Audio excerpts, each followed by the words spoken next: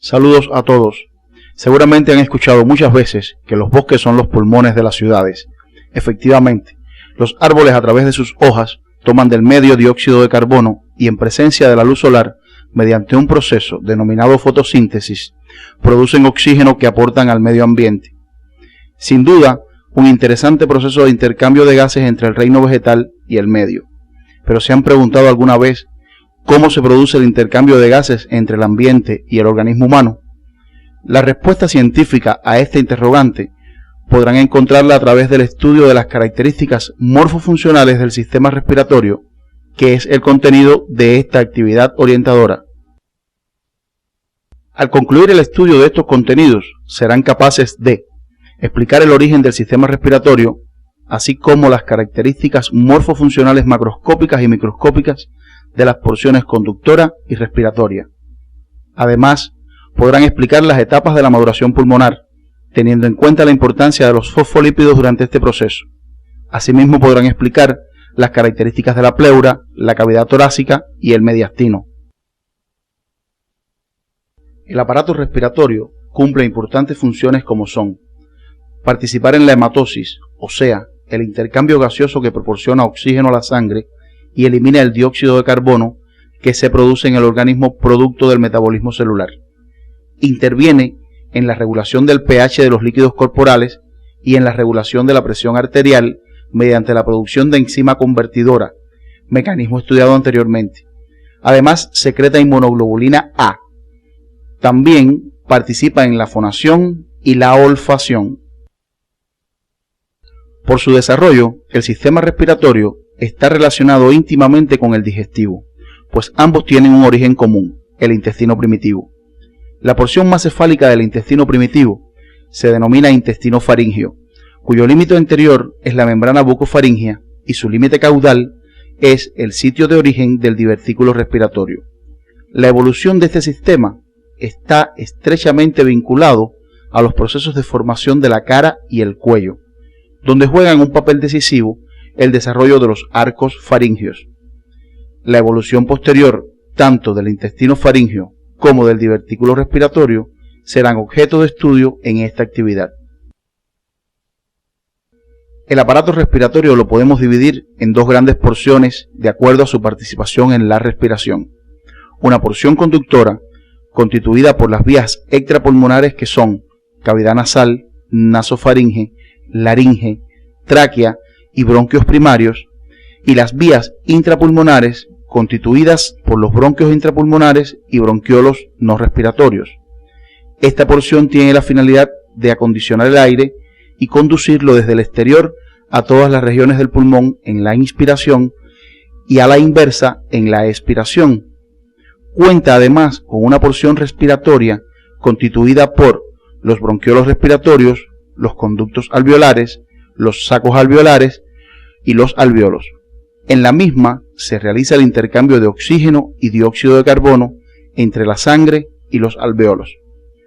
Todas estas estructuras responden a características específicas según la función que realizan, las que orientaremos a continuación. El primer componente del sistema respiratorio es la cavidad nasal. En su desarrollo es necesario considerar los aspectos externos e internos. La evolución de la cara en la quinta semana se caracteriza por el desarrollo en la eminencia frontonasal de dos abultamientos llamados rebordes nasales, en los que se distinguen los procesos nasomedianos y los procesos nasolaterales. El crecimiento diferencial de ellos provoca que aparezca en su centro una depresión denominada fosita nasal. Las fositas nasales se profundizan formando la cavidad nasal, que inicialmente queda separada de la cavidad bucal por la presencia de la membrana buconasal que no se aprecia en la imagen. Veamos a continuación el desarrollo definitivo de la cavidad nasal. Externamente, las porciones mediales de los procesos nasales se unen entre sí y forman la cresta y la punta de la nariz, mientras que la porción lateral forma las alas de la nariz. El puente deriva de la eminencia frontonasal. Internamente, al formarse el paladar definitivo, la cavidad nasal queda separada de la bucal, mientras que el crecimiento hacia abajo de los procesos nasomediales unidos forman el tabique nasal, que divide la cavidad en dos porciones, una derecha y otra izquierda, que comunican con la faringe a través de las coanas. La cavidad nasal está rodeada de los senos paranasales con los que se comunica. Los mismos aparecen como divertículos de las paredes laterales de la cavidad nasal, extendiéndose dentro de los huesos maxilar, etmoides, frontal y esfenoides. Estos senos alcanzan su desarrollo total en la vida postnatal mediante un proceso de neumatización, contribuyendo a la forma definitiva de la cara. Los senos paranasales no están representados en esta imagen. Estos contenidos pueden profundizarlos siguiendo las orientaciones del CD. La cavidad nasal está situada en la parte central del esqueleto de la cara, entre el seno maxilar y la cavidad orbitaria de cada lado, por debajo de la fosa craneal anterior, por encima de la cavidad bucal y por delante de la faringe. La misma se comunica con el exterior a través de los orificios nasales anteriores o nares y con la faringe a través de los orificios nasales posteriores o coanas. Su proyección anterior es un apéndice cartilaginoso cubierto de piel, al cual se denomina nariz externa, cuyo interior se denomina vestíbulo nasal. Deberán precisar, a través del estudio independiente, las características de la nariz externa. En la cavidad nasal se describen 6 paredes, de las cuales la de mayor complejidad es la pared lateral, según se muestra en esta imagen. Es significativa en la misma la presencia de 3 láminas óseas encorvadas, las conchas o cornetes nasales superior, medio e inferior.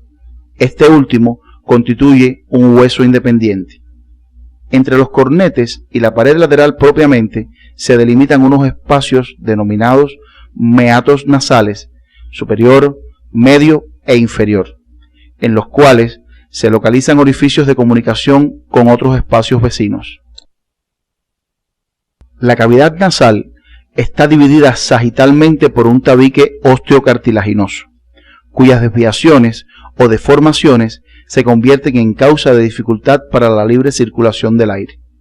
Alrededor de la cavidad nasal se localizan múltiples espacios llenos de aire, denominados senos perinasales o paranasales, con los cuales mantiene comunicaciones directas.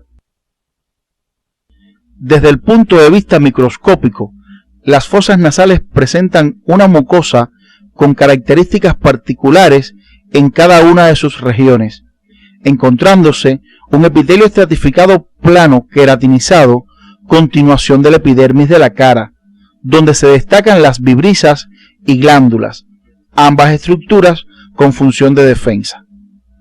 Más adelante, en la porción respiratoria, este epitelio sufre una transición hasta hacerse pseudoestratificado cilíndrico ciliado con células caliciformes, el que descansa sobre una membrana basal. La lámina propia subyacente de tejido conectivo laxo en esta región tiene un plexo venoso abundante a nivel de los cornetes medio e inferior, con la función de calentar el aire inspirado. Esta lámina propia se adhiere fuertemente al periósteo del hueso contiguo. Por su parte, la porción olfatoria, también llamada mucosa olfatoria, presenta el epitelio especializado, donde se localizan los receptores del olfato ya estudiados. El seno maxilar ocupa la totalidad del cuerpo de ese hueso, a ambos lados de la línea media. Se comunica con la cavidad nasal a nivel del meato nasal medio. El seno etmoidal está formado por un conjunto de pequeñas cavidades o celdillas que se comunican con la cavidad nasal a nivel de los meatos nasales superior y medio. Observen en esta imagen los senos paranasales frontal y esfenoidal, además de las celdillas etmoidales señaladas anteriormente. Otro segmento de las vías respiratorias es la faringe, a la cual nos referiremos seguidamente. Por su origen común a partir del intestino faríngeo, orientaremos el estudio de la faringe y la laringe de manera conjunta. Ambas constituyen estructuras tubulares cuyas paredes están formadas por componentes musculares y en la laringe además por cartílagos, los que derivan del mesodermo de los arcos faringeos correspondientes, mientras su epitelio de revestimiento es de origen endodérmico. La formación de las paredes de la faringe se relaciona con la remodelación interna de los arcos faríngeos primero, segundo y tercero.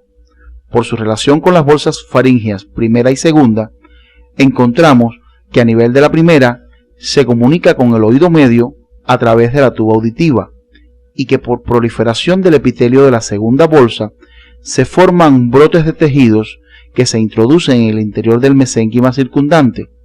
Estos brotes son infiltrados por tejido linfoide y forman estructuras llamadas amígdalas o tonsilas, que se distribuyen formando un círculo en las paredes de la faringe y que cumplen importantes funciones de tipo inmunológica. La remodelación consecuente de los arcos cuarto y sexto origina los cartílagos de la laringe. Los derivados de las bolsas faríngeas tercera, cuarta y sexta forman las glándulas paratiroides y el timo. Las mismas se estudiaron en el sistema endocrino. Estos contenidos pueden profundizarlos siguiendo las orientaciones del CD de la asignatura. Desde el punto de vista microscópico, es importante antes de comenzar el estudio particular de cada estructura, por cuestiones didácticas, tener en cuenta que los órganos tubulares que forman parte del sistema respiratorio presentan una pared constituida por varias capas, una interna denominada mucosa, revestida por un epitelio que descansa sobre la lámina propia de tejido conectivo, donde encontramos vasos sanguíneos, glándulas y tejido linfoide. Este epitelio tiene características particulares en dependencia de la estructura de que se trate y la función que realiza, predominando el llamado epitelio respiratorio pseudoestratificado cilíndrico ciliado con células caliciformes. A continuación, observaremos una imagen que nos detalla sus características, las que se deberán tener en cuenta para el resto de los órganos. En esta imagen pueden observar las características del mismo. Este epitelio sufre transformaciones a medida que avanzamos en el árbol bronquial, dadas por la disminución en la altura de las células cilíndricas y la desaparición gradual de las células caliciformes y los cilios. Este epitelio permite humedecer, englobar y limpiar de gérmenes y partículas extrañas el aire inspirado, para lo cual dispone de los cilios y las células caliciformes. Además de las células ciliadas y caliciformes, en el epitelio respiratorio existen otros tipos celulares, como las basales, en cepillo y granulosas, cuyas características morfofuncionales deben profundizar siguiendo las orientaciones del CD. En algunos casos, como en la tráquea y los bronquios extrapulmonares y los intrapulmonares de mayor calibre, después de la mucosa aparece una submucosa de tejido conectivo, donde se destaca la presencia de las glándulas. Posteriormente, se dispone una capa constituida fundamentalmente por cartílago y o músculo, en dependencia de la estructura. La existencia de un armazón formada por estos dos tejidos permite a las vías respiratorias mantener su luz permeable al aire. En la inspiración y la expiración, a nivel de las fosas nasales, esta función es garantizada por el tejido óseo. La capa más externa es una adventicia constituida por tejido conectivo laxo, donde se destaca la presencia de los vasos sanguíneos.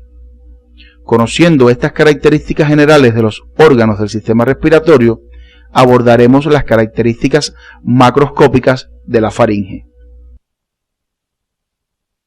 La faringe está situada por debajo de la base del cráneo, por delante de las 6 vértebras cervicales superiores y por detrás de las cavidades nasal, bucal y laringea, continuándose caudalmente con el esófago.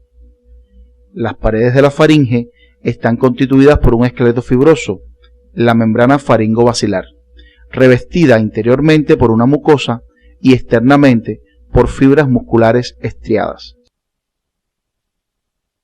Los músculos de la faringe se clasifican en dos grupos: músculos constrictores, superior, medio e inferior, y músculos dilatadores, palato faríngeo y estilo faríngeo. Desde el punto de vista funcional, la faringe permite el paso de aire desde y hacia el exterior, y del bolo alimenticio hacia el esófago. Esta situación condiciona un cruzamiento de las vías respiratoria y digestiva a nivel de la bucofaringe, hecho a tener presente en los procedimientos para introducir sondas e instrumentos médicos y como riesgo de broncoaspiraciones, accidentes que pueden poner en peligro la vida de las personas, especialmente los niños. La cavidad faríngea se divide en tres porciones: nasofaringe, bucofaringe y laringofaringe, y mantiene comunicaciones con el oído medio a través del orificio faríngeo de la tuba auditiva, con la cavidad nasal a través de las coanas, con la cavidad bucal a través del istmo de las fauces y con la cavidad laríngea a través del adito laríngeo. Las paredes de la faringe están constituidas por una mucosa revestida por un epitelio, cuyas características se modifican en dependencia de sus porciones, desde el epitelio respiratorio en la rinofaringe a estratificado plano no queratinizado a nivel de la bucofaringe. En la lámina propia encontramos agrupaciones de folículos linfoides, las amígdalas faríngeas, palatinas y linguales, que ante estímulos antigénicos reaccionan hipertrofiándose y provocando obstrucción al paso del aire. Continuándose con la lámina propia, se dispone el tejido muscular. El segmento siguiente de las vías aéreas es la laringe, a cuyas características nos referiremos a continuación. La laringe se sitúa en la región anteroinferior del cuello, por debajo del hueso hioides, caudalmente y en un plano anterior a la faringe, a nivel de las vértebras cervicales cuarta, quinta y sexta. Es importante precisar, a través del estudio independiente, en las relaciones topográficas de la laringe con otras estructuras del cuello.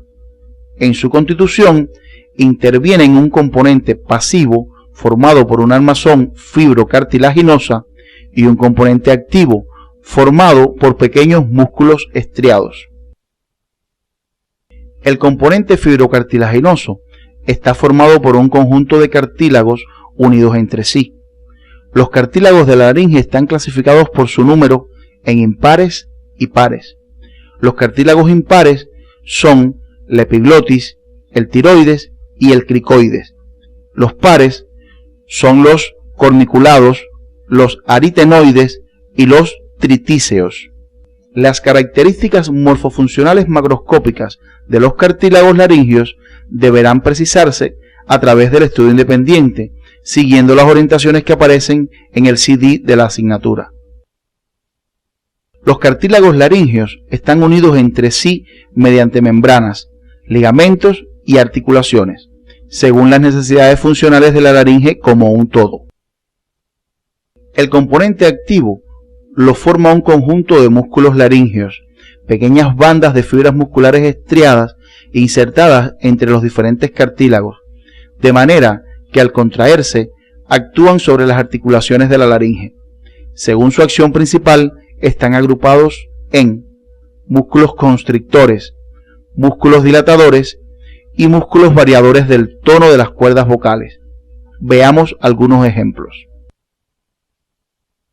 Los músculos cricoaritenoideos posteriores, al contraerse, tiran de los procesos laterales de los aritenoides y los hacen rotar, provocando una separación de los procesos vocales y una ampliación de la cavidad de la laringe.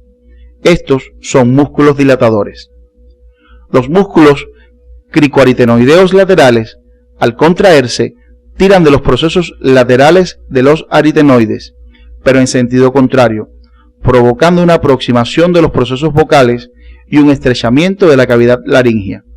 Estos son músculos constrictores. Los músculos vocales, al contraerse, no provocan desplazamientos de los cartílagos y en consecuencia aumentan el tono de las cuerdas vocales. Estos son músculos variadores del tono de las cuerdas vocales. Es importante que a través del estudio independiente, según las orientaciones del CD de la asignatura, profundicen en las características morfofuncionales de los músculos de la laringe y puedan entonces comprender por qué la misma es considerada, en sentido figurado, un instrumento de cuerdas y de viento. La cavidad laríngea tiene una forma de un reloj de arena y se divide en tres porciones que en sentido cráneo-caudal son las siguientes. Porción vestibular, extendida por arriba desde los bordes del ladito laríngeo, orificio de entrada de la laringe, hasta los pliegues vestibulares de la mucosa caudalmente. La porción glótica es la más estrecha y se extiende desde los pliegues vestibulares o cuerdas vocales falsas por arriba hasta los pliegues vocales o cuerdas vocales verdaderas por abajo. Es en esta porción donde por la acción de los diferentes músculos bajo el control del sistema nervioso se produce la fonación. Es sitio frecuente de localización de lesiones inflamatorias y tumorales, y por su estrechez característica se asocia a estados de asfixia causado por cuerpos extraños y reacciones alérgicas. La porción infraglótica se extiende desde los pliegues vocales por arriba hasta la continuación de la laringe con la luz de la tráquea, por debajo de la sexta vértebra cervical. La mucosa de la laringe forma dos pliegues que sobresalen en la luz del órgano, constituyendo las cuerdas vocales falsas y las verdaderas.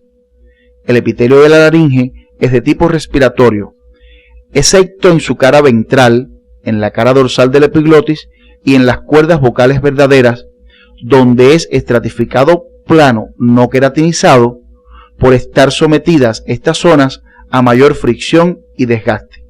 La lámina propia contiene abundantes fibras elásticas y folículos linfáticos. Los cartílagos mayores, tiroides, cricoides y atiretenoides son del tipo hialino, mientras que el resto son de tipo elástico. Las características de la cavidad laríngea pueden ser exploradas de forma indirecta utilizando un espejo especial y una fuente de luz, como se ilustra en esta imagen. Orientaremos a continuación el estudio de la evolución y desarrollo del divertículo respiratorio, que dará origen al resto de los componentes del sistema respiratorio. Orientaremos a continuación el desarrollo de la tráquea y los pulmones. Ambos derivan del divertículo respiratorio o esbozo pulmonar, evaginación del intestino anterior, que en la imagen se representa en azul. Su origen común y las características propias de su desarrollo requieren que sean estudiados en conjunto. Por su importancia, al ser causa frecuente de aparición de malformaciones congénitas, orientaremos primeramente cómo ocurre la separación entre el divertículo respiratorio y el esófago. Con posterioridad, orientaremos la evolución del divertículo. Observen la secuencia de imágenes que representan la formación del tabique en sus estadios progresivos. Inicialmente, en la unión entre estas dos estructuras aparecen dos pliegues de tejidos, llamados rebordes traqueosofágicos, que crecen y se acercan entre sí hasta unirse, separando la tráquea del esófago, dejando entre ellos un tabique de tejido mesenquimático llamado tabique traqueoesofágico. Observen en la parte inferior la representación del mismo proceso en un corte transversal. A partir de este momento, la comunicación entre la tráquea y el exterior ocurre a través del ladito laríngeo. Cuando ocurren defectos en la formación del tabique traqueosofágico, se producen malformaciones conocidas como atresia y fístulas traqueosofágicas. Las mismas aparecen de manera frecuente y tienen una gran importancia, pues son causas de broncoaspiración en el recién nacido. En la imagen se representan algunas variantes de estas malformaciones. La atresia esofágica con fístula traqueosofágica es la forma más frecuente, aparece en el 90% de los casos. La porción superior del esófago termina en un saco ciego y la inferior se comunica con la tráquea a través de una fístula. La atresia esofágica aislada se presenta en el 4% de los casos. Otra forma de presentación es la fístula traqueosofágica en forma de H. Profundicen en su estudio siguiendo las orientaciones que aparecen en el CD e investiguen si en su comunidad se han presentado alguna vez estas malformaciones. Simultáneamente a la formación del tabique tráqueo-esofágico, el divertículo respiratorio crece en sentido caudal y forma la tráquea y dos evaginaciones laterales, los esbozos bronquiales, que al agrandarse forman los bronquios principales derecho e izquierdo. El derecho se divide posteriormente en 3 bronquios secundarios y el izquierdo en 2, anticipando la formación definitiva de 3 lóbulos en el pulmón derecho y 2 en el izquierdo. Deben notar en la imagen que el divertículo respiratorio está rodeado en toda su extensión del mesodermo esplácnico, de donde se originan los componentes musculares, cartilaginosos y vasculares de la tráquea y los pulmones, mientras que el endodermo del divertículo se diferencia formando el epitelio de revestimiento de estas estructuras. En el desarrollo ulterior, los bronquios secundarios se dividen y forman los bronquios terciarios, los que continúan dividiéndose hasta que el árbol bronquial adquiere su forma definitiva, formando los bronquiolos terminales. Es importante destacar que aún en la vida postnatal existen divisiones adicionales en el sistema bronquial. En la medida que los bronquios crecen en sentido caudal y lateral, se introducen en el mesénquima circundante y se establece una relación epitelio-mesénquima que favorece la diferenciación de los pulmones. Este fenómeno se conoce como maduración pulmonar y en el mismo se distinguen 4 etapas. Las etapas de la maduración pulmonar son período pseudoglandular, período canalicular, período de sacos terminales y período alveolar. Estas etapas están relacionadas con las características morfofuncionales del árbol respiratorio en cada momento del desarrollo. La etapa pseudoglandular se extiende entre la 5ª y 16ª semana.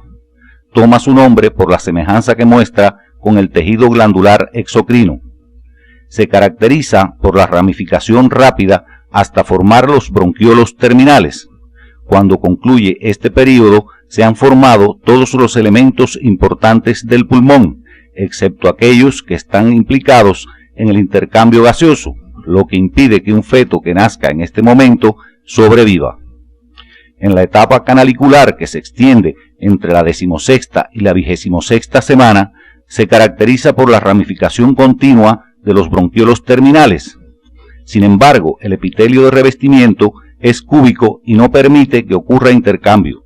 Además, el desarrollo de los vasos sanguíneos es insuficiente.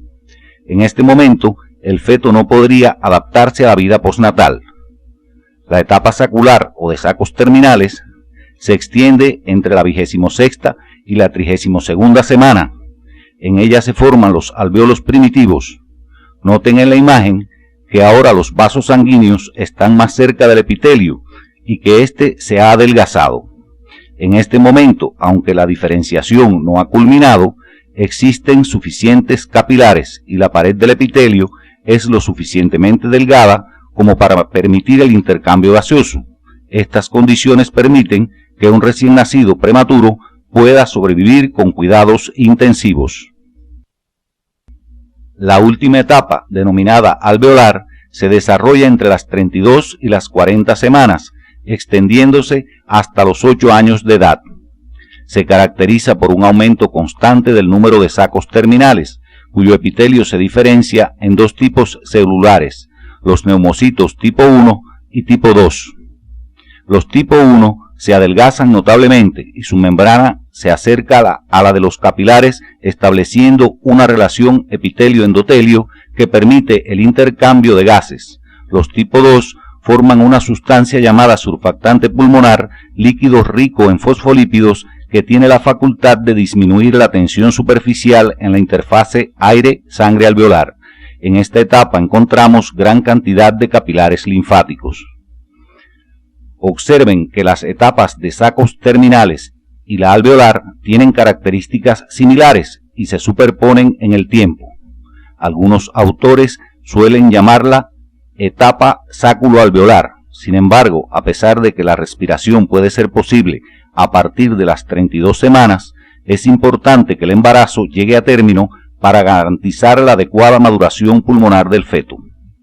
En la maduración desempeña un papel importante el surfactante pulmonar, constituido en su mayor parte por fosfátidos de glicerina, cuyas características estructurales y funcionales orientaremos a continuación. Los fosfátidos de glicerina son lípidos complejos que poseen una estructura anfipática. Están formados por glicerol, una o dos moléculas de ácidos grasos y un grupo fosfato. Además pueden contener, en dependencia del tipo, otros compuestos. Los fosfátidos de glicerina pueden ser ácidos fosfatídicos, fosfatidilserina o cefalinas, fosfatidil-etanolaminas, fosfatidilcolina o lecitinas, fosfatidil-inositoles o inositofosfátidos, fosfatidilgliceroles y difosfatidilgliceroles o cardiolipinas, y los plasmalógenos. Los fosfátidos de glicerina cumplen las funciones siguientes. Son componentes de las membranas celulares. Las lecitinas y las cefalinas intervienen en los procesos de coagulación sanguínea. Además, por su marcado carácter anfipático, poseen efectos tensioactivos. La dipalmitoil-lecitina constituye el principal componente del tensioactivo pulmonar, ya que reduce la tensión superficial de los líquidos que recubren los alvéolos, lo que impide la adhesión de sus paredes y facilita la respiración, evita la acumulación de líquido en los alvéolos y estabiliza el tamaño de los mismos. Otros fosfátidos de glicerina son precursores de compuestos de gran importancia biológica, como prostaglandinas, tromboxanos, prostaciclinas y leucotrienos, y algunos de sus derivados, como el fosfátido de inositol, actúan como segundos mensajeros de la acción hormonal.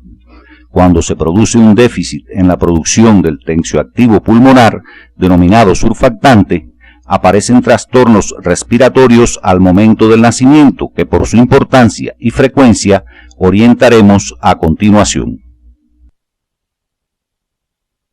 El síndrome de distrés respiratorio, que afecta al 2% de los nacidos vivos, tiene como causa fundamental un déficit en la producción de surfactante pulmonar. En la mayor parte de los casos, la causa es prevenible. La profilaxis debe hacerse desde la comunidad, evitando la prematuridad con seguimiento y manejo correcto de la embarazada, que puede incluir tratamientos que aceleren la maduración pulmonar.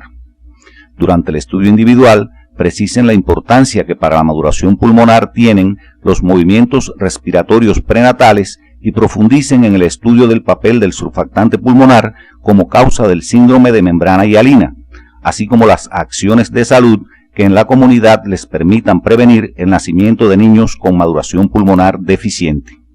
A continuación, orientaremos las características morfofuncionales de las diferentes estructuras derivadas del divertículo respiratorio, comenzando por la tráquea.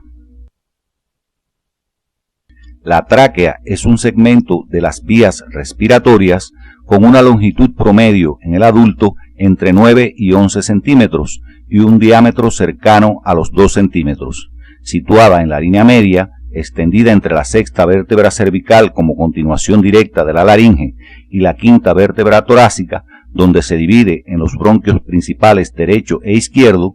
Tiene por tanto una pequeña porción cervical y otra mayor torácica. Es importante, a través del estudio independiente, según las orientaciones que aparecen en el CD de la asignatura, profundizar en las relaciones topográficas de la tráquea con las estructuras vecinas, tanto en el cuello como en el tórax. La tráquea tiene una estructura tubular. Presenta una pared formada por 4 capas, mucosa, submucosa, una capa constituida por cartílago y fibras musculares lisas y la adventicia. La mucosa traqueal está revestida por el epitelio respiratorio, que descansa en una membrana basal. Debajo del epitelio se encuentra la lámina propia, en la que hay tejido linfático y fibras musculares lisas. La submucosa está constituida por tejido conectivo laxo. En ella encontramos glándulas mixtas con predominio mucoso. El mucus que elaboran tiene importancia en la eliminación de partículas. El límite entre la mucosa y la submucosa está determinado por una membrana elástica.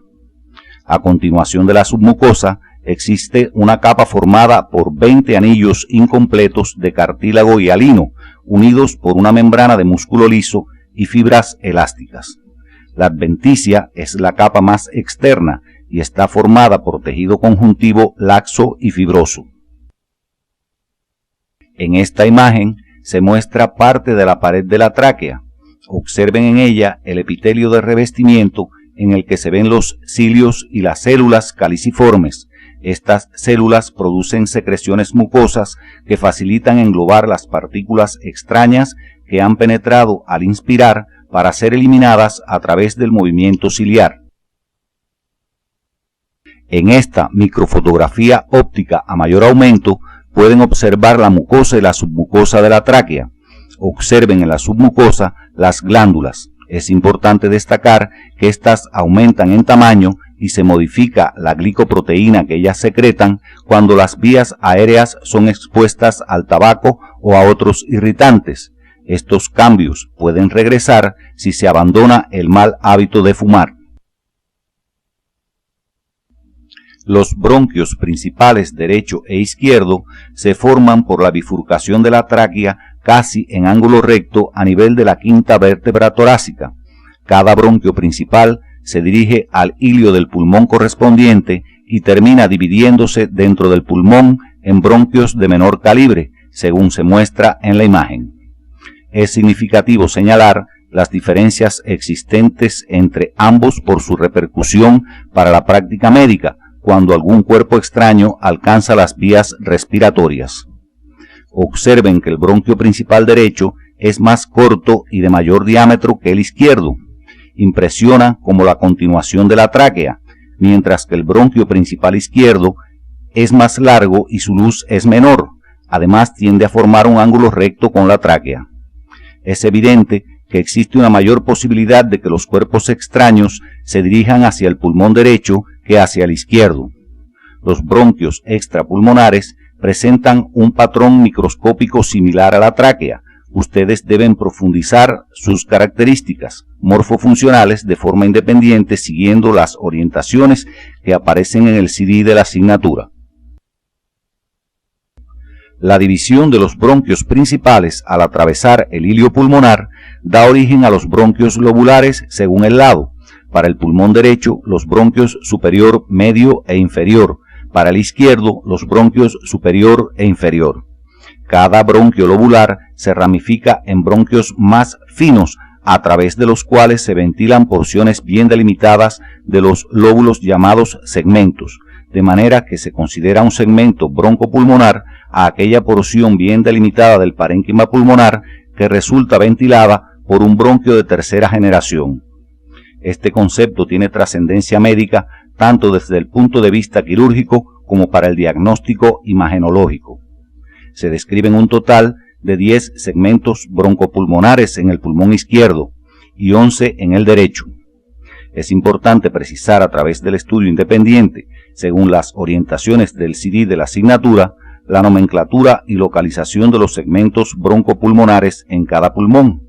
A partir de los bronquios segmentarios se forman por dicotomía varias generaciones bronquiales hasta llegar a los bronquiolos terminales.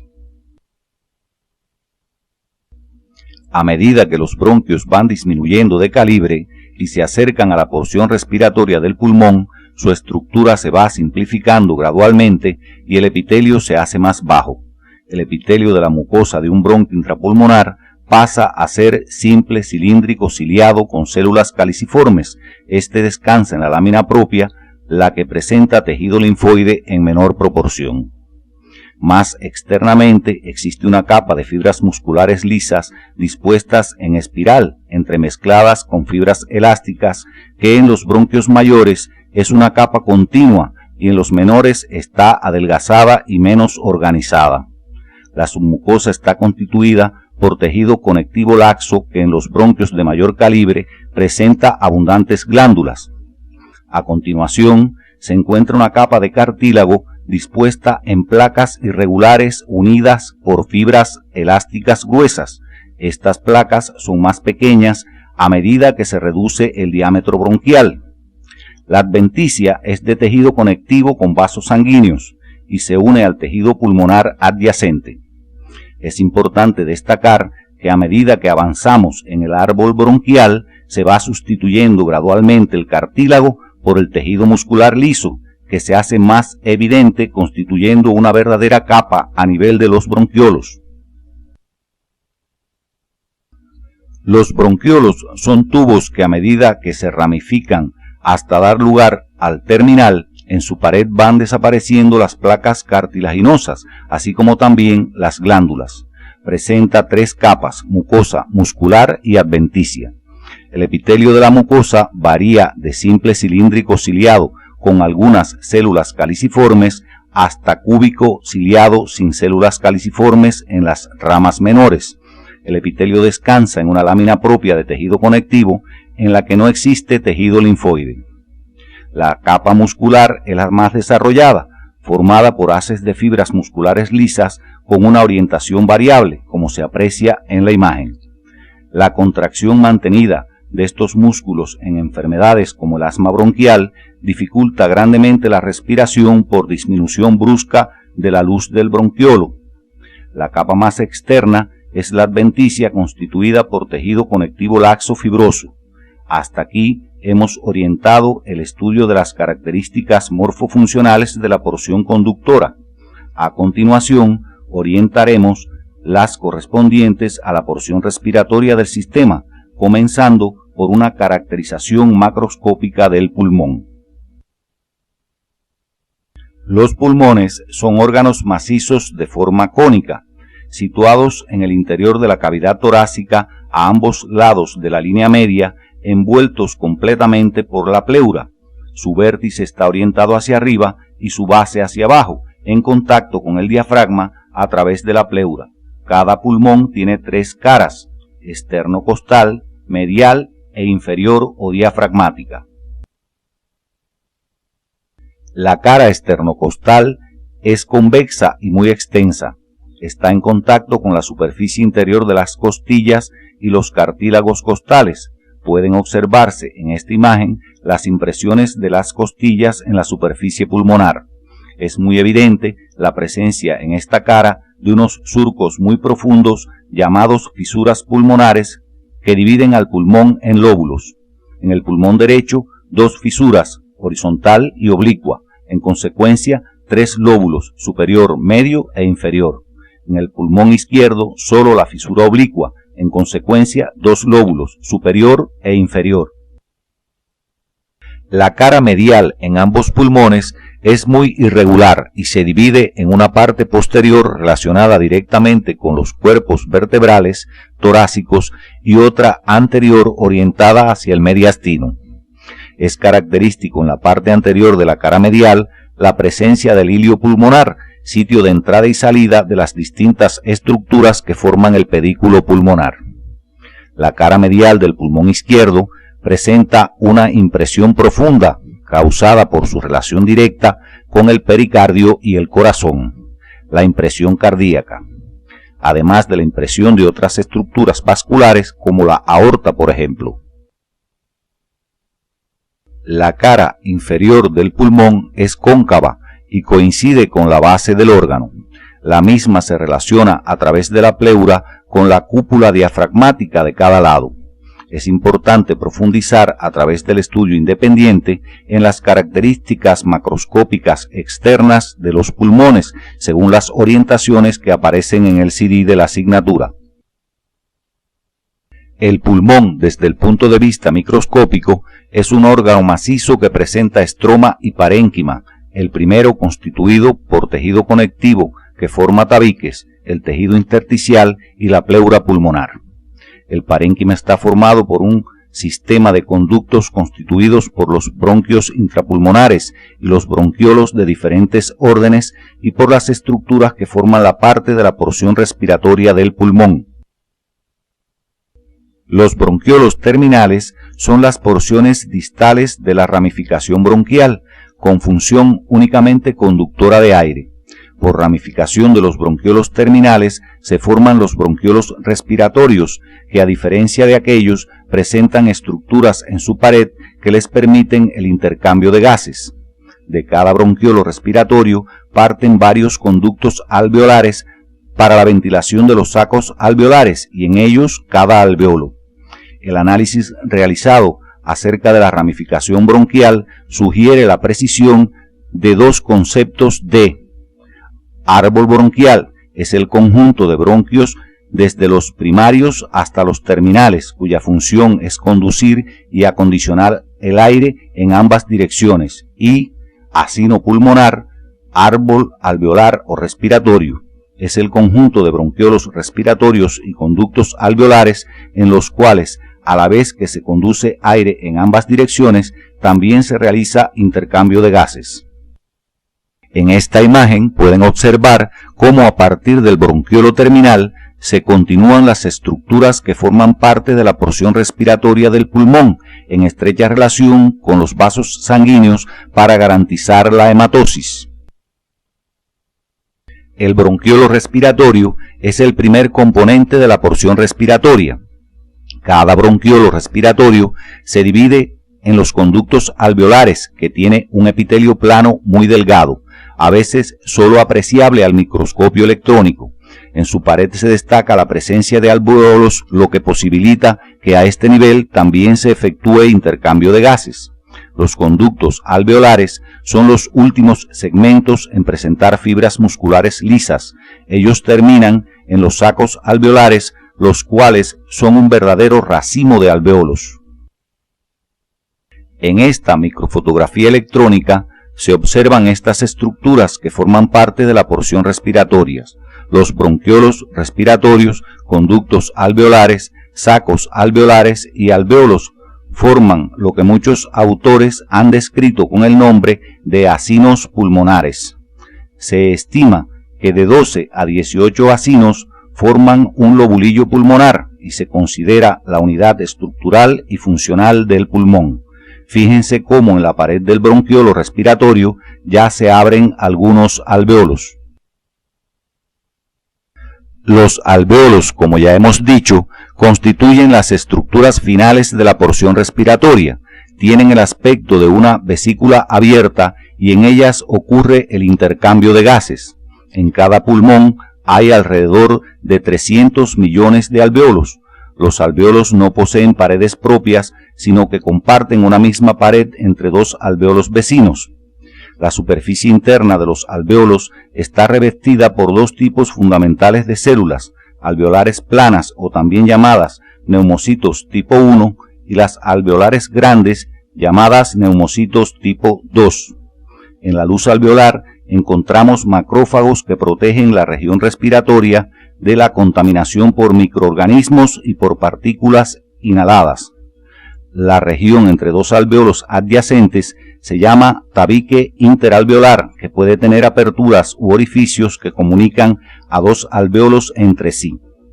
El tabique interalveolar está formado por el epitelio plano de un alveolo, un espacio donde encontramos los capilares sanguíneos rodeados de tejido conectivo, formado por fibras reticulares finas, fibras elásticas y algunos fibroblastos asociados con otras células de tejido conectivo, y el epitelio plano del alveolo vecino. Deben profundizar en las características morfofuncionales de los tipos celulares presentes en el alveolo, siguiendo las orientaciones del CD de la asignatura. En esta imagen se observan varios alveolos. Fíjense en la disposición de los neumocitos tipo 1 formando parte de la pared. Estas son células de forma plana que están estrechamente unidas, lo que impide el paso de líquido del espacio intersticial al interior del alveolo y a la vez permite el intercambio de gases. También se pueden observar los neumocitos tipo 2 y, en la luz de un alveolo, un macrófago. Cada alveolo está rodeado de una rica red capilar que pone la sangre en proximidad estrecha con el aire alveolar, lo que favorece el intercambio de gases Estos tienen que atravesar una serie de estructuras que en conjunto se denominan barrera aire-sangre. Estas estructuras de la superficie interna del alveolo a la externa son película alveolar surfactante, el epitelio del neumocito tipo 1 con su membrana basal, zona difusa localizada entre el capilar y la pared del alveolo, la membrana basal del capilar y la célula endotelial del capilar. Los pulmones, como órganos principales del sistema respiratorio, están contenidos en una envoltura fibrocerosa denominada pleura. Las pleuras son dos sacos serosos cerrados e independientes que envuelven a los pulmones y revisten interiormente las paredes de la cavidad torácica. Por esta razón presenta dos hojas, una visceral o pulmonar y otra parietal, derivadas de las hojas esplácnica y somática del mesodermo respectivamente. Entre ambas hojas existe un espacio virtual, la cavidad pleural, ocupado normalmente por una pequeña cantidad de líquido que actúa como lubricante para facilitar el deslizamiento de la superficie pulmonar sobre la superficie interior de las paredes torácicas.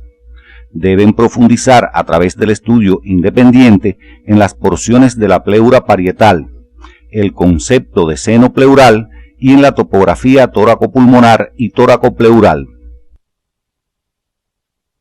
El mediastino es un espacio virtual localizado en la parte central de la cavidad torácica, delimitado de la manera siguiente: por detrás los cuerpos vertebrales torácicos, por delante el esternón y los cartílagos costales, por debajo el centro tendinoso del diafragma y lateralmente por las porciones mediastínicas de la pleura parietal. En dirección craneal se comunica libremente con las estructuras del cuello. Este espacio está ocupado por un conjunto de órganos y estructuras relacionadas entre sí por medio de tejido conjuntivo. Su localización precisa se logra mediante el trazado imaginario de los siguientes planos. Un plano horizontal trazado a nivel de la bifurcación traqueal divide al mediastino en dos porciones, superior e inferior. Dos planos frontales trazados en el mediastino inferior por delante y por detrás del saco pericárdico dividen esta porción en otras más pequeñas, anterior, media y posterior.